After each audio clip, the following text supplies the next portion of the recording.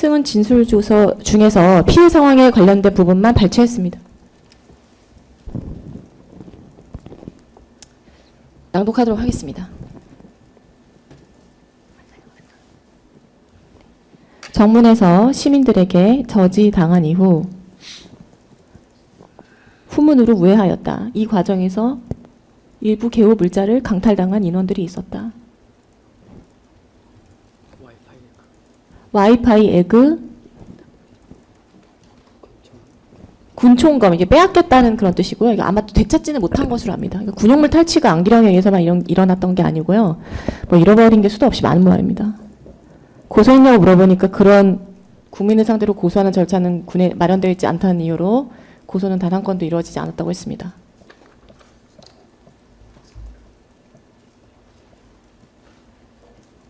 또 낭독하겠습니다.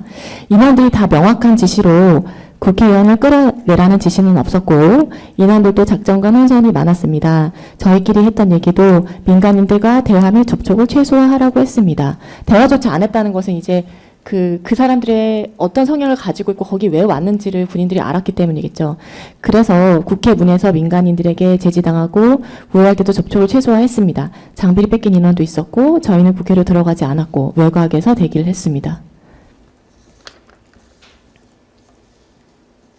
이진우 사령관 기록 756번 이제 김석진 대위 그 진술서인데 이게 진술서인데 타이핑을 했다고 해서 이제 미리 말씀드립니다. 진술서에 해당하고요. 23시 40분 에서 23시 50분 사이에 국회 1정문에 도착하였으나 경찰 차량의 정문이 가로막혀 있었습니다.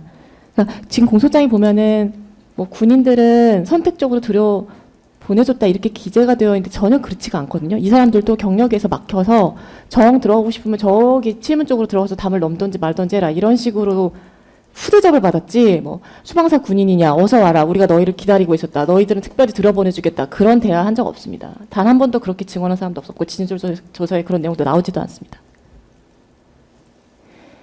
경찰에게 땡땡땡 팀임을 알렸고 안으로 들어가야 한다고 이야기했습니다. 경찰 쪽에서 확인해 보겠다. 사전에 공모가 돼 있었으면 뭘 확인해 보겠습니까? 그냥 들어보내면 되죠. 기다리는 상황에서 시민들이 버스에 부착되어 있는 군 표식, 아마도 이제 수방사 표식이었던 것 같은데요. 확인하고 이 상황이랑 똑같죠.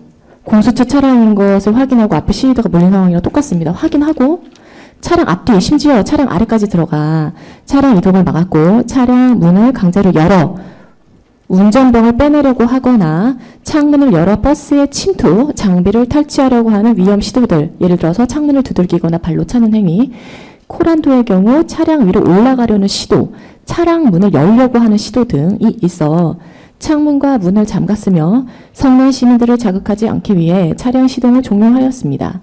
현장에서 움직일 수 없는 상황을 지역대장에게 보고하였고 이어서 전화가 온 사령관님께도 보고하였습니다. 공안시 00분부터 01시 10분 전후 그러니까 지금 보면 시작 시간 23시 40분인데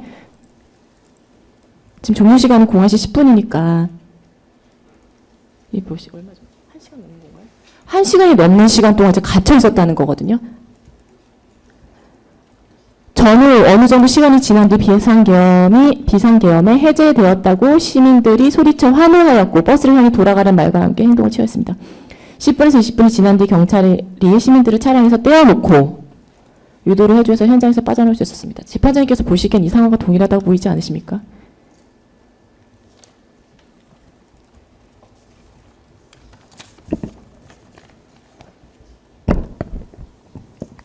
저희가 71호증으로 군사결장 경찰 직무 수행에 관한 법률 72호증의 1 국민보호와 공공안전을 위한 테러 방지법 72호증의 2 국민보호와 공공안전을 위한 테러 방지법 시행령을 제출을 했는데요. 이것은 군사경찰의 직무 범위 안에는 대테러 임무가 포함되어 있다는 것 그리고 테러라는 말이 이제 뭐 흔한 표현은 아니기 때문에 관련 법령에서 어떻게 정의하고 있는지를 말씀드리기 위해서 테러 방지법과 시행령을 그러니까 증거 자료로 냈습니다. 그리고 지금 73번으로 CD가 들어가 있는데 이게 재판장님 혹시 괜찮으시면 지금 편철되어 있는 기록에서 CD를 좀 꺼내주셔서 저희가 한번 재생할 수 있도록 해주시겠습니까? 지금 편철된 기록 자체를 지금 저희가 안 갖고 있는데 저희가 증거 자료 지금 받고 있거든요 따로. 예. 이건 뭐 재판 절차에서 다 그때 증거조사 사실 했던 부분 아닌가요? 저희가 73호증 CD는 예. 증거조사한 기억이 없어서요. 저희가 낸 게 맞다면은 재생을 안 한 것 그러면은 같습니다. 알겠습니다. 그러면은 그 부분을 확인해가지고 예, 저희가 알겠습니다. 기록에서 가지고 오겠습니다. 계속 알겠습니다. 할까요? 예. 74호증은 이제 증거능력 관련되어 있는 건데요. 사실 저희가 이제 증거능력 관련해서 주로 다투는 것은 원본성이 없다. 그러니까 지금 특검이 제출한 모든 자료가 그 경위 자체가 없는 것도 있습니다. 예를 들면 이상형과 김영기 사이의 그 대화를 녹음한 33개 녹음 파일의 경우에는 아예 그게 뭐 어떻게 제출이 됐는지에 대한 경위가 전혀 없고요. 그 수사 보고서가 결국엔 기각이 됐기 때문에 그 녹음 파일과 녹취록만 있는 상황이거든요. 근데 그것만 봐서는 대체 이게 원본이라는 건지 원본에서 어떻게 추출했다는 건지 해시는 어디 있다는 것인지 전혀 알 수가 없습니다. 그래서 대전지방법원의 판결문을 저희가 낸 취지는 그렇습니다. 이 판결문에서 말하는 거는 지금 특검에서 말하는 건 뭐 진정 성립 과정에서 한꺼번에 해결할 수 있다 이런 식으로 주장하고 계신데 이 판결은 그렇게 이야기하고 있지 않습니다. 그러니까 뭐 조사자라든가 전문가의 증언에 의해서 원본소가 무결성 입증할 수도 있지만 그것은 객관적인 방법, 예를 들면 뭐 녹음 파일을 받았으면 그 자리에서 해시를 추출해서 남겨놓고 이 법정에서 해시를 추출해서 비교하는 방식이 도저히 불가능할 경우에만 사람이 나와서 제가 그때 녹음한 거나 조사했을 때 들은 내용과 같습니다.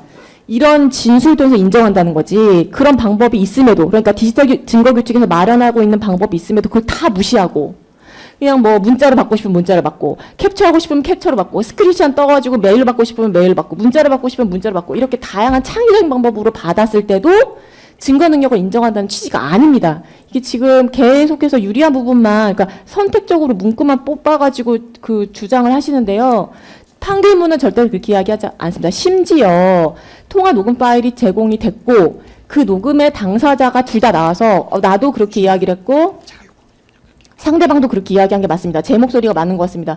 상대방도 제 목소리가 맞다. 이렇게 대화 참여자 두 사람이 모두 자기 목소리가 맞고 통화했을 때 대화한 내용 그대로 녹음되어 있다고 진술했다 하더라도 원본이 제출되지 않은 경우에는 원본하고 비교가 안 되기 때문에 이 경우에는 증거 능력을 인정할 수 없다는 것이고 1심에도 동일하게 인정했습니다만 이 사건의 경우는 검사가 항소했지만 검사 항소 기각으로 끝난 사안입니다. 그래서 저희가 다투고 있는 그 증거 능력 중에서 대부분은 원본이 없다는 것입니다. 제출 경로 자체도 지금 디지털 관리 규정, 그러니까 대검 규칙에서 말하는 별지 2호나 별지 8호도 작성되지 않기도 했지만 원본이 없기 때문에 원본하고 대조할 수 없다. 특히 예를 들면 전자문서 같은 경우도 저희가 증인들에게 늘 물어보는 것이 이게 분명히 손을 쓴 것이 아니라 워터마크로 찍혀 있는 걸로 봐서는 문서를 작성한 것 같은데 그 원본이 어딨냐라고 물어보면 원본은 없다. 뭐 원본은 사라졌다. 뭐 편집이 됐다. 이렇게 이야기를 했기 때문에 지금 사실 특검의 쪽에서 제출하신 것 중에서는 저희가 알기로는 원본이 다 없거든요. 그래서 이 재판에서 저희가 그것들을 집중적으로 다투고 있다는 걸 거듭 강조드립니다. 그래서 74호증을 꼭 참고를 해주셔서 지금 특검이 제출하고 있는 대부분의 통화 녹음 파일이나 문자나 뭐 그 녹취록도 마찬가지입니다만 원본이 없다는 점에 대해서 특히 증인들이 나와서 원본은 사라졌다라고 말한 부분에 대해서 고려를 해주시기 바랍니다. 그리고 해당 부분은 전부 기각을 요청드립니다.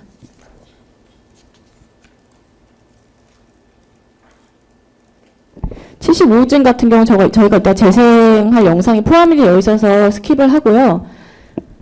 77호증의 1부터 보여드리겠습니다.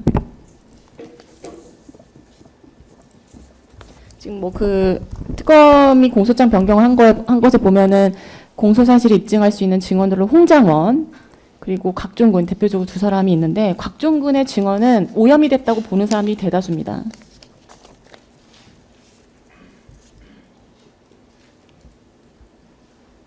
다시 곽종근의 전화를 받고 국회에 갔던 김현태 단장은 일관되게 본인은 국회의원을 체포하라고 지시를 받은 사실이 없다. 본회의장을 들어갈 생각이 없었다. 본회의장을 들어갈 것이 본인의 임무였으면 후문에 도착했을 때 문이 열려 있었는데 왜 들어가지 않았겠느냐. 이렇게 얘기할 정도로 본인은 그런 지시를 받은 사실이 없다고 되어 있습니다. 그렇다면 곽종근의 진술과 김현태 단장의 진술 사이에는 괴리가 있고 그래서 연결해 주시는 다른 브리지가 없기 때문에 저는 김현태 단장의 주장 그러니까 증언이 맞고 곽종근 사령관이 거짓말을 하고 있다고 보는 입장입니다. 관련해서 사진 그 기사를 제시하겠습니다. 77호증 1 뉴스핌 2025년 3월 19일자 인터넷 기사 김현태 단장의 인터뷰인데요. 곽종근 동시변호 본인 변호사 해임 그러니까 곽종근 사령관이 본인이 소개해준 변호사에 의해서 지금 거짓 증언을 하는 것이 아닌가라고 해서 소개해준 변호사에 대한 신뢰관계가 무너져서 해임했다는 그런 내용입니다. 간단하게 이제 세 번째 패러그래프만 읽어드리겠습니다. 김 전 단장은 19일 뉴스핌과 통화에서 사령관님 회유 정황을 제가 사실 그대로 국회에서 보고했고 변호사 조력 관련해서도 공개가 됐는데 전부 곽 사령관이 반박하고 있다며 반박하는 과정에서 A 변호사가 연관이 돼 있을 수밖에 없다. A 변호사가 중간에서 작업하는 것 같다고 주장했다. 그러니까 곽종훈 사령관의 입에 거짓말을 넣어준 사람이 본인이 소개해준 변호사이기 때문에 그 사람을 해임한다 이런 취지입니다.